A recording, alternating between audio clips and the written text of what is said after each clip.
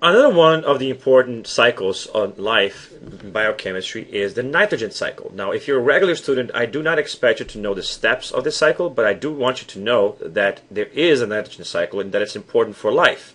Because remember that producers need nutrients.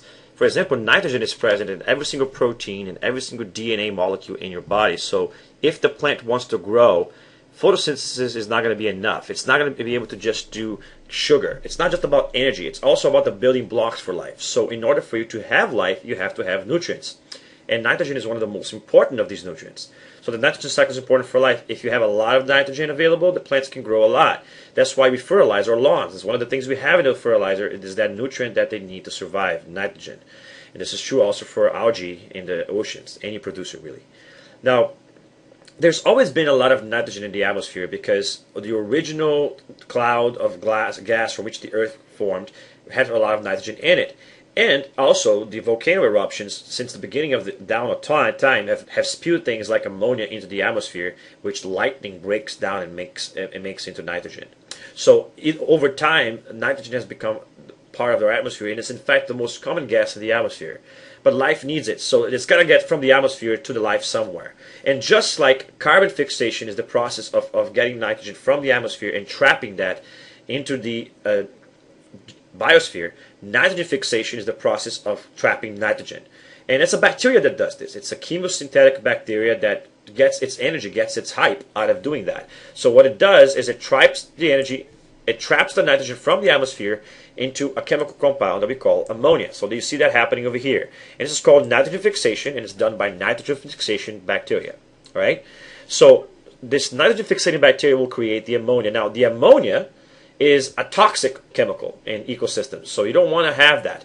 In fact, when things die, all right, and the waste that from animals, and both the water and the land also has a lot of ammonia in it. You know, in us we have urea, but ultimately urea gets converted to ammonia. So if you have like a fish tank or something like that, or you have a farm, all of the waste that is put by the living things end up as ammonia in the soil, which means you have to deal with that. Otherwise it gets toxic and life starts dying because of it. Ammonia hurts life, and that's why we actually have to get it out of our system. We pee that out because it's a byproduct of metabolism that's actually hurtful.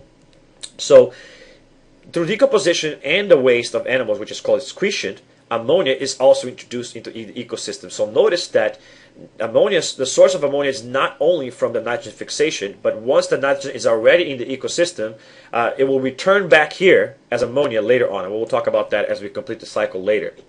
So this ammonia then has to be processed because it's toxic, right?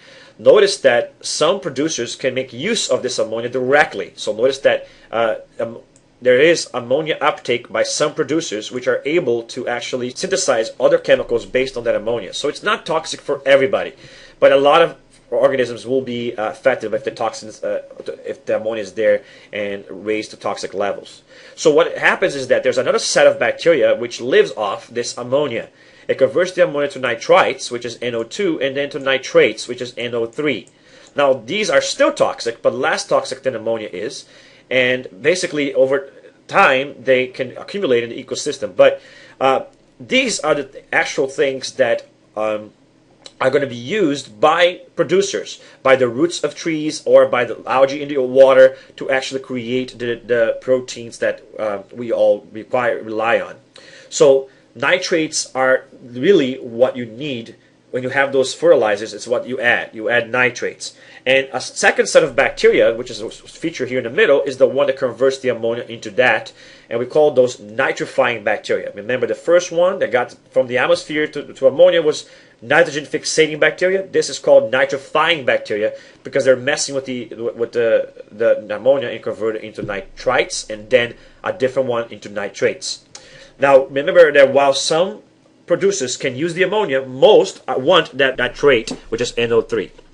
Now, once it's in the roots of producers or in the algae, it takes over and it goes to become a part of the ecosystem. The producers will use that to make amino acids, which become part of proteins, and then it will spread throughout the food web, and every step of the way, everybody will get that. So feeding will spread the nitrogen throughout the biosphere, through the food chain.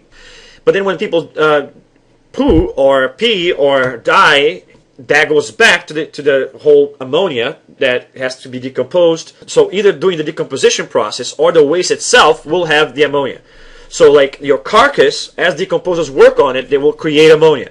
Or the waste that you put already has ammonia, so you're back at the ammonia link over here. So you see how that works? So from the food web, it is used by consumers, it will go back to the ammonia, and this happens in the water or in the land.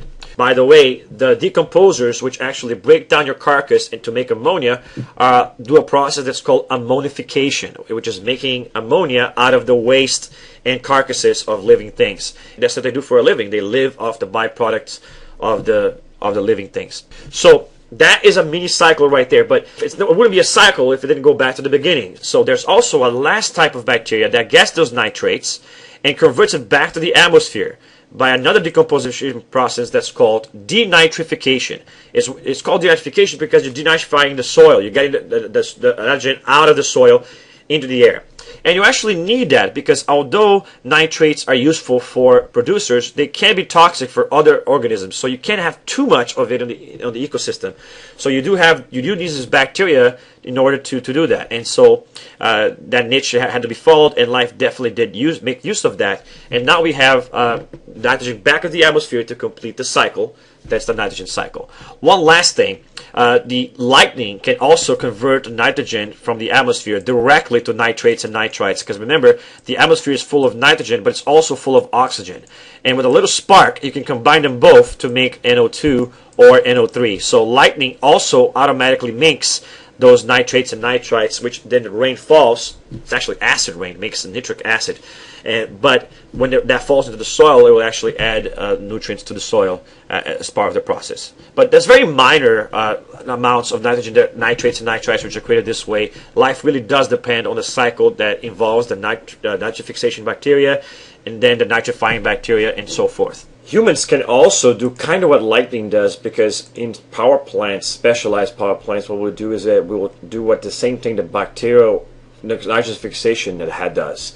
Basically, we will trap the nitrogen from the atmosphere using chemical processes inside the power plant, and we'll put that into the nitrates or nitrites or ammonia that the plants need. And we do that because we want to create fertilizer for our plantations, for lawns and things like that. And so humans can also contribute to the nitrogen cycle by trapping nitrogen from the atmosphere and then fertilizing the soil with it. But remember that when you fertilize the soil, you add additional nitrogen to the soil, and if it's too much, and the extra may run off into the water and cause nutrient excess in that environment. And we'll talk more about what that does when we do the population ecology lecture series, but it basically creates things like algae bloom, which can be very bad for the ecosystem. So that's the nitrogen cycle, and I hope you understand. And the best way to remember it is to draw it over and over until you memorize it yourself.